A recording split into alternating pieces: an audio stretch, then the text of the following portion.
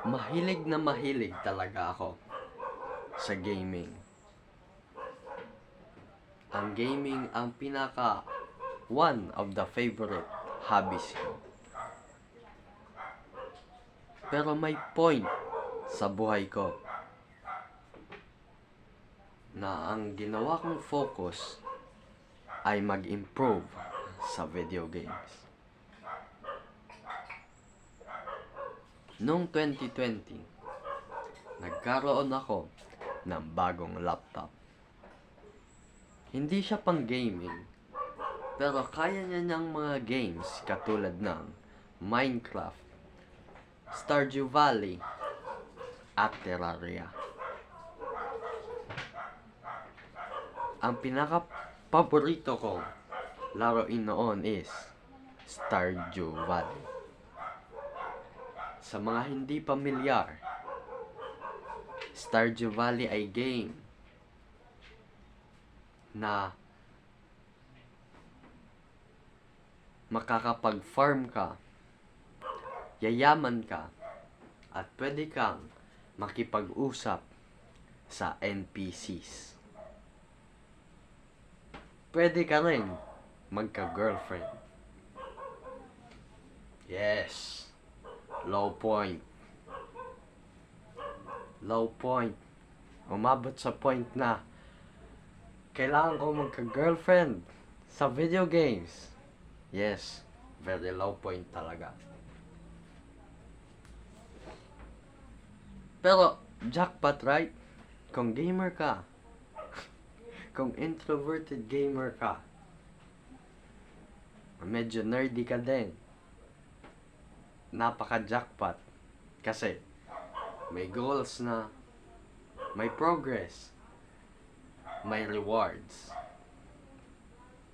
Ano pang hahanapin mo? Jackpot. Anyways, nagbago lang lahat nung na-discover ko ang self-improvement. Kasi imbis na i-level up ko ang video game character, ang nina-level up ko na ay ang buhay ko. Ngayon, gamer pa rin ako. As I said, paborito ko itong hobbies. Pero hindi na ito ang focus ng pagle-level up ko. Kasi may buhay na ako sa labas ng video games. Nakikipag-socialize na ako. Nag-join din ako ng martial arts club.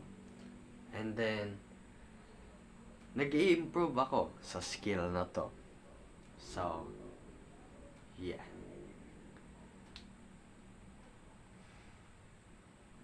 Ito yung pinaka mahalagang lesson na nakuha ko dito.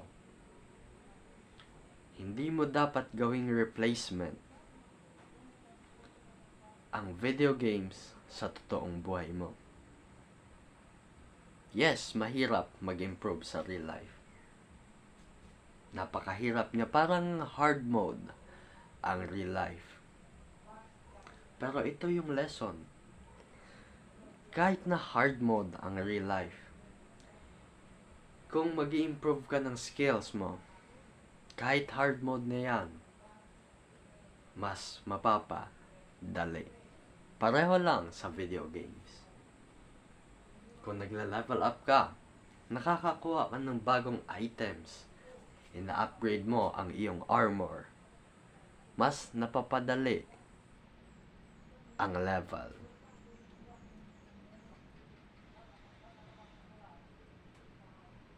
Alam ko yung feeling na kung hindi ka masyadong successful sa totoong buhay, parang gusto mo na lang lumaro ng video games. Kasi mas madali, mas nakaka-enjoy, walang pressure. Hindi mo kailangang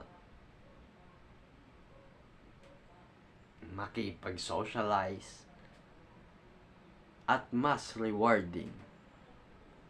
Pero sa simula lang. Kaya kung gamer ka, i-advise ko lang, kung ang mga gaming sessions mo pagkatapos ay medyo low mood ka na, medyo malungkot, sign na yan para i-improve ang totoong buhay mo. Hindi mo kailangang iwanan ang pag-gaming. Kailangan mo lang idagdag ang pag-level up mo sa totoong buhay. Peace.